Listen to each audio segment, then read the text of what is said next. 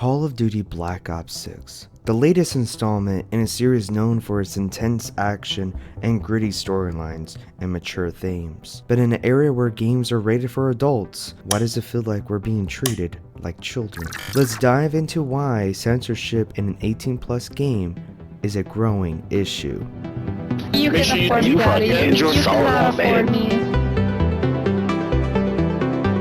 That Raikkonen guy is absolutely trash, bro. We're gonna win this easily. Oh, yo, you guys hear that baby, bro? Did you hear that baby? Disgusting, yeah.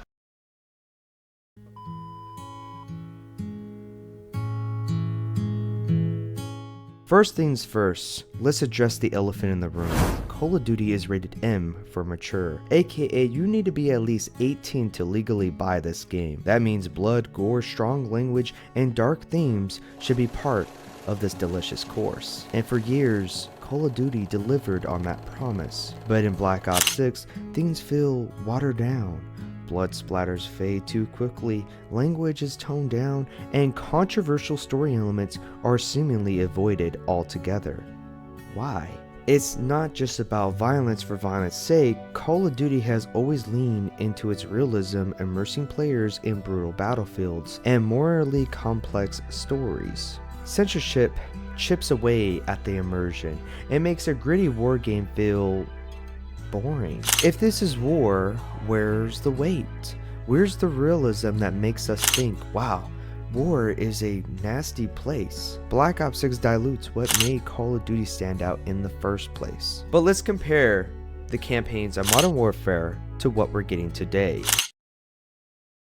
The original Modern Warfare trilogy was all about the chaos and brutality of war. It didn't shy away from the hard choices or showing the toll of conflict. Missions like All Guild Up or the infamous No Russian, they were statements about the horrors and complexities of war. The focus was on the mission, survival, and making impossible decisions in impossible circumstances. Fast forward to today, and we have moments in campaigns where soldiers are asked about their pronouns. In a battlefield setting, does it really matter? War doesn't care about your pronouns, your preference, or your background. It cares about whether or not you can get the job done. This is the kind of immersion-breaking inclusion that feels out of place in a game about life and death situations. It's like the gritty realism that defined Call of Duty has been replaced with something more concerned about ticking boxes than delivering an authentic experience. The focus has shifted, and for many longtime fans, it feels like a step backward. This isn't just a Call of Duty problem, it feels like every M-rated franchise is dialing things back. Halo used to feel darker. Games that used to embrace their M rating are now towing the line, aiming to appeal to younger audience. And while we're on the topic, why does every game feel the need to make a statement now? Fortnite, a game designed for children, telling players to vote for a specific political side. Why? Why can't games just be games anymore? Call of Duty, Fortnite, everything feels like it's trying to push an agenda instead of just letting players have fun. And let's not pretend we don't know why. Kids are the moneymakers, not Billy Bob who works a 9 to 5 and only gets a couple hours of gaming in after work. Kids have the time, the energy, and thanks to their parents, the wallets. But should that mean we compromise the integrity of an 18+ game? Take Gears of War for example. The series was once defined by its gritty atmosphere and horrifying enemy designs. Remember the eerie feeling of stepping into locust-infested tunnels? It was dark and haunting, but as the series progressed, it shifted toward a more light-hearted tone, with over-the-top action often taking center stage. Thankfully, the latest installment is showing signs of returning to its roots, bringing back that balance of horror and grittiness fans loved. Now, it has something known as Upload Studio, where people can upload their gameplay and share it with other users. And it turns out that Xbox, or I should say Microsoft, is really coming down hard on those that use excessive profanity. In fact, they will ban users that upload videos with excessive profanity, which is a little questionable because a lot of games have profanity in them. So users are wondering, first of all, what's the standard? How much profanity is too much? And second of all, isn't there a double standard here when a lot of games use profanity in the first place? Now, Microsoft did respond to the criticism, and here's what they had to say. We want a clean, safe, and fun environment for all users. Excessive profanity as well as other code of conduct violations will be enforced upon and result in suspension of some or all privileges on Xbox Live. Let's pivot to another form of censorship, public lobbies.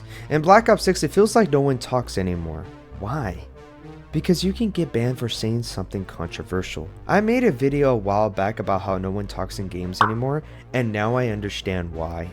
We've reached a point where adults can't even talk to each other in an 18+ game without fear of being reported. If there's a kid in the lobby, guess what? Welcome to adulthood.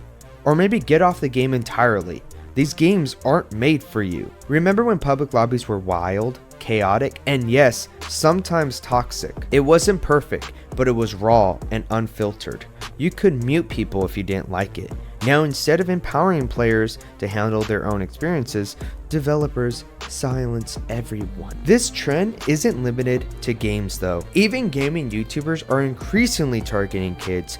Flashing edits, exaggerated reactions, and safe, non-controversial commentary dominates the platform. Sure, it's great for views, but there's a larger problem. Gaming culture itself is being reshaped to appeal to children. Even creators like Video Game Donkey have left certain games behind due to the censorship. League of Legends, for example, became so heavily moderated that it sapped the fun out of it. And now it feels like every game is following suit. So what can be done? For starters, give us the tools to manage our own experience. If someone's being offensive, we can mute them. Wait, we can actually already do that. If you're easily offended, stick to party chat. It's not hard. Secondly, let's bring back the gritty, raw tone that defined these games. If a title's rated M, let it be M. Stop worrying about offending people who shouldn't even be playing the game in the first place. Video games should be video games. If you're gonna be making a game that actually is set in World War I or some history event, don't change anything to fit your whole agenda. Just make the game, make it fun, and just have a blast making it. That's what it's all about. But instead, it feels like every company, every game feels like they need to make a statement. But like I said, games are just games. So just make the greatest video game of all time and not make something so political. Just make a good video game. The greatest gamer of all time is signing off. I'm slaying all these dragons, no I'm not imagining. The problems keep on piling, oh my god, this is amazing. The problems go higher, I build my empire.